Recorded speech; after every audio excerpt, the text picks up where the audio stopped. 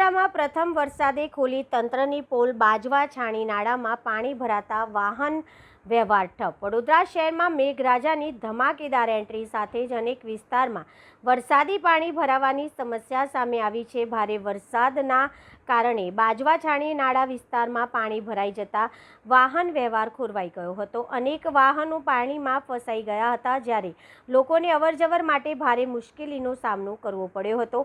નાળામાં પાણી ભરાવાના કારણે માર્ગ સંપૂર્ણપણે બંધ થઈ ગયો હતો। પરિણામે અનેક લોકોને જોખમ વચ્ચે રેલવે ટ્રેક પરથી પસાર થવાની ફરજ પડી હતી। વરસાદી પાણીના કારણે રોજિંદા જીવન પર અસર જોવા મળી હતી। પ્રથમ જ વરસાદમાં શહેરના મુખ્ય વિસ્તારમાં પાણી ભરાઈ જતા વડોદરા મહાનગરપાલિકાના પ્રી મોન્સૂન કામગીરી સામે ફરી એકવાર અનેક સવાલો ઊભા થયા છે। કરોડો રૂપિયાના ખર્ચ બાદ પણ જો શરૂઆતના વરસાદમાં જ આવી સ્થિતિ સર્જાય તો ભારે વરસાદ દરમિયાન શહેરની સ્થિતિ કેવી રહેશે તે અંગે લોકોમાં ચિંતા જોવા મળી રહી છે।